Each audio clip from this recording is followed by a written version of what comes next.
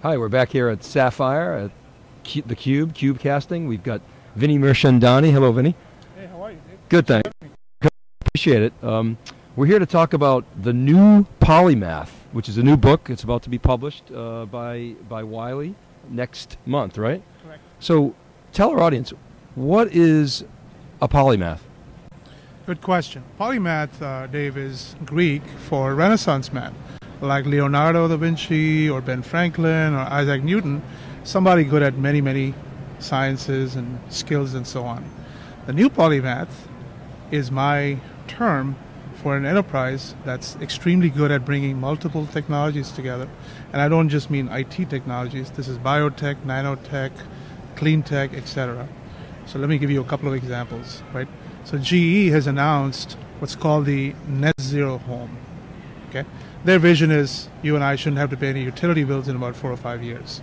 But to be able to deliver to that promise... I'm all for that, by the way. Yeah. But to deliver to that promise, what they need is, they're bringing, obviously, older solar panels together. They're building wind turbines for the home, scaling it down to the home level. They're bringing smarter fuel cells. They're bringing smarter appliances, interfaces to the upcoming smart grids the utilities are building. Okay, this got 15 or 20 technologies coming together to make that concept a reality. Okay, another example is BASF, chemical company, but they're also into bioengineering. So they're bioengineering new strains of rice and corn and so on. Okay, so if you look at their rice bioengineering efforts, they have this huge genomic database, so it's databases and genetics coming together. But then they also have a greenhouse in Belgium where they've got thousands of seedlings, and they've got an RFID chip at each one of them. They've got a high-powered camera following each one of them. They've got robotics. 15 or 20 technologies again coming together. So, to me, this is the new polymath in that they're, we've been struggling with IT integration. These guys are into the next generation of nanotech and clean tech and IT integration. So you're kind of a Renaissance man, at least I think so. From on Twitter, Deal Architect. For those of you that follow Vinnie, how'd you come up with the idea for this book? I mean, you're a former Gartner analyst, right? So where did this come from? Well, so I've been writing. I write 2 blogs. One is on the economics of technology. I help CIOs negotiate technology, and the other one, kind of sideline of mine, was I started to write about innovation. So over 6 years, it's grown up to about 2,000 posts. And I didn't restrict myself just to IT. I was looking at nanotech, I was looking at mobile computing, I was looking at social networks and so on. About 2 years ago, I started to notice these compound innovations come together. Quite often we're so siloed in our focus, right? So the social networks guys think Facebook and Twitter is it. The mobile guys will say Apple is it, right? I had the opportunity to view 40 different technology categories. Okay, so I started to see some patterns that quite often, if you're siloed, you don't see. I'm not a polymath by any means. I mean, when you look at what these companies are doing, and by the way, even within IT, right? If you take Salesforce.com as an example, Salesforce.com, I don't think when Benioff started the company, he probably doesn't even know what polymath means today. Actually, he does. He wrote a foreword to the book, but he didn't just start a software company. He said, look, I'm going to build a data center. I'm going to do application management. I'm going to do upgrades. Traditionally, software vendors have turned to Accenture and IBM and said, you do it. Right? At Polymath style, Mark Benioff put it all together. Okay, so it's about doing and, not or, as a Da Vinci would have done, if he was today. That's the concept behind the book. So whole new perspectives, new ways of thinking, and bringing value and innovation to consumers and industries. Absolutely. I think it's two big overriding factors are each one of these companies are thinking big. I have a chapter on what's called grand challenges, right? The UN has defined some grand challenges. The National Engineering Association has defined some grand challenges for us. I mean, these are, you and I know, we've got severe health and ecology and environmental issues. But the good news is we've got a palette of technologies now that if we kind of raise the bar of our expectations, we can bring compound solutions together to solve them.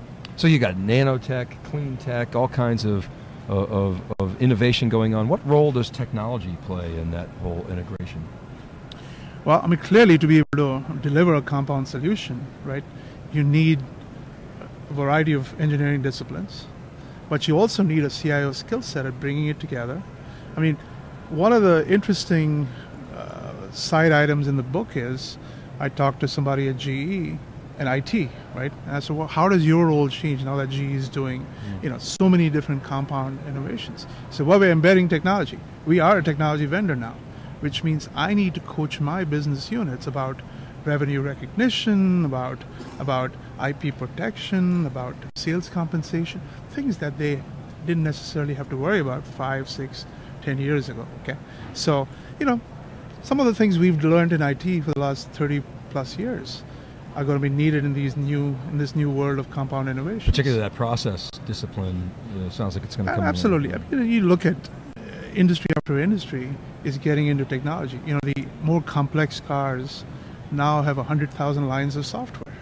Okay, they have hundreds of sensors. They're technology vendors, but they still think like automobile companies. So they have to learn about the new disciplines of a technology vendor. They have to learn about Moore's law. I mean, one of the things you see in the auto dealer market is, they still want to charge for GPS and Bluetooth thousands of dollars, right?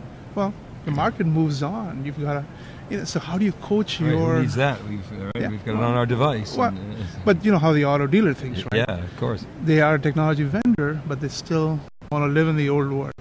So there's a lot of re-education that needs to go on. So we're talking to Vinnie Mirchandani about his new book, the new Polymath, available next month, right, on Wiley Books. And how do people purchase it? Is it going to be on Amazon or? On Amazon, through Wiley, through Borders, all the usual channels. It'll be there, pretty widely distributed. So what's your crystal ball say? You went out, you talked to a number of customers that did case studies and organizations. What's your crystal ball say? 5, 10 years out, maybe even 15, 20 years out, how's all this going to take shape?